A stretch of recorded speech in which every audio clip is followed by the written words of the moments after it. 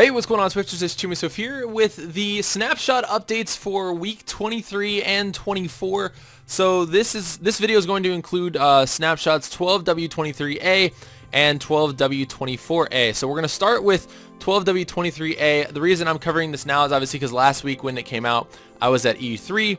And this week I've just been busy with all my moving stuff and didn't get a chance to cover the 24A snapshot. So I wanted to do it all today for you guys in one video. So we're going to start with week 23. And the last 2 weeks, they really haven't added all too much, but I wanted to cover this kind of stuff anyway. So with week 23, the enchantment levels are slightly exponential again. It now takes 825 experience to reach level 30. The first 16 levels are linear, while level 17 plus requires more points per level to the maximum level of 30. So basically what that means is I think as it increases from levels 1 to 16, it's going to take just about the exact same amount to increase each level.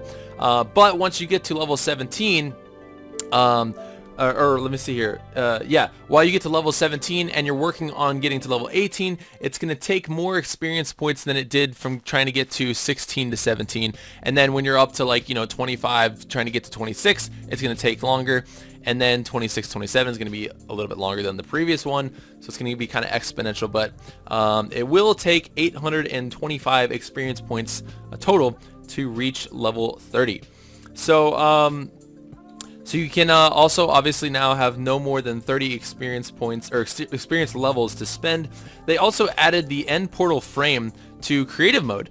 And so that is just in here under the decoration blocks, and you can now actually place these end portal blocks just for decoration for whatever reasons. I'm kind of interested in actually seeing if they will still interact, and if you'll still be able to sort of use the I have enter and place those in there. Yeah, so you are. So I guess technically you could make your own end portal wherever you wanted to, or map creators can make their own end portals in different locations and whatnot. So that's pretty cool. So let's see here. They also adjusted the tripwire. So tripwire is now activated by most entities, including arrows, but not an Eye of Ender or a Bottle of Enchanting. And the max distance has been increased to 40 blocks. So what this means is now, obviously, when here, let me do this just to show you guys. Oh crap! Hold on. We're messing it all up. It's all getting messed up now. We gotta fix it. All right. So so the actual redstone here, we're gonna just bring it out and over so you guys can see it being activated. You would drop a seed. You would totally drop a seed.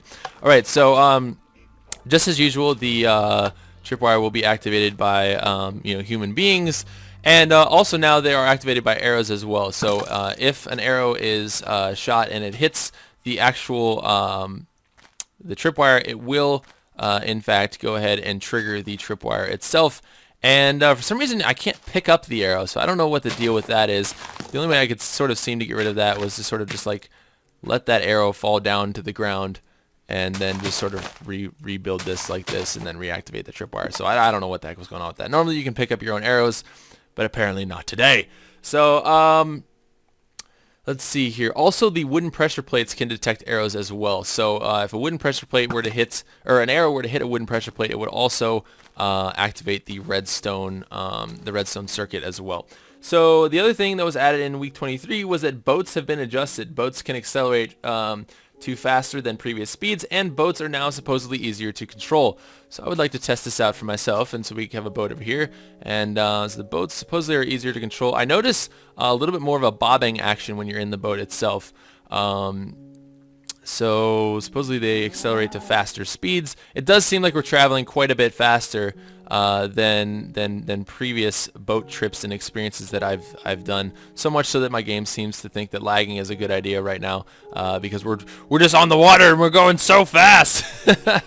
So that's kind of cool. But the handling of them seems a little bit easier, I guess. I guess when you I don't know. It's hard to tell. The boats are very hard to tell with that. But the wiki claims that the boats are easier to control, and I'm pretty sure that they lowered the destructibility on them as well. So I kind of hit that wall with a pretty high speed, and it didn't break. So that's kind of nice. There was a lot of other small changes and fixes. The texture packs that are in folders and not in a zip file are recognized as a texture pack. The player can now see the cracking effect on blocks when other players mine blocks in multiplayer. Stairs now have the correct hitbox, and they removed the debug feature, so pressing F no longer reloads chunks, which kind of stinks because I liked having that. But anyways, I'm going to cut the video here, and we're going to switch over to 12W24A, so we'll be right back. Alright guys, so this is going to be my video for Snapshot 12W24A. And like I said earlier, they haven't included all too much like brand new stuff within these last 2 weeks. But one of the things that they did add was the ability to place levers on the underside of blocks. So this is pretty cool because now what you can do is you can sort of reroute your redstone wiring above a block and have them sort of being activated from something underneath. So the redstone or the lever is underneath the block now, and it's powering the redstone wire. Now the wiki doesn't say this, but I want to check it out and see if it actually works too. But I wonder if like the buttons can actually be activated or placed underneath as well. I'm not sure how that works. Hopefully my computer doesn't lag out here. But no, the buttons can't actually be placed underneath. Just the levers can be placed underneath, sort of in any direction, I guess. So that's pretty sweet. They also have added a, oh my gosh, the lag is just ridiculous. I'm just going to stand here and we're going to finish this because these two aren't very specific things. But they added a /publish, let's see here, come on, feature. And I'm not actually going to press enter on this because it's going to show you the name of my computer, and I don't want to do that. But this is going to enable you to play with, enable your world into a LAN party, or host a LAN so that your friends can join and everything from a local area network. Hold on one second. Alright, so they've also added then a command for teleporting within single player mode. So if you're sort of on the LAN connection with your friends or whatever, my game is being complete crap right now, so I'm just going to talk through the rest of this because this is utterly ridiculous. I cannot wait to run a computer. So you just do /TP, and that's going to allow you to TP to your friends sort of within your single player game if you've opened it up for sort of multiplayer purposes and you're not actually playing through the multiplayer console or command, I guess.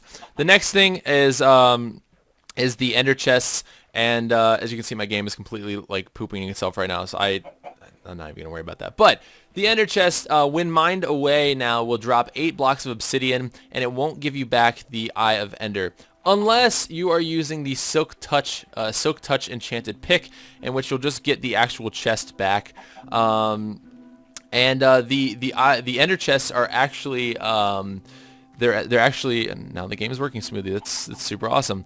The chests are representative to each player now, so it's not sort of if you do this on multiplayer, the chest is going to be just for you and you only, versus I think before it was just kind of like everybody could access it. It was a magical community-wide chest sort of a thing. Now if you create it, it's yours, and that's just sort of how that works. So like I said, if you break it, it only drops 8 blocks of obsidian, and you're gonna have to in order to create it again, throw in another Eye of Ender. But I would recommend mining these away with a Silk Touch pick so that you really don't have to go through all that process again, because getting the Eyes of Ender, if you don't have a lot of them, are kind of a pain in the butt. So let's see, I think that's pretty much it in terms of the major things that were released in this update. A little bit more details on the publish feature. It just says here on the wiki, the player can now use /publish to open your single player game for LAN players to join.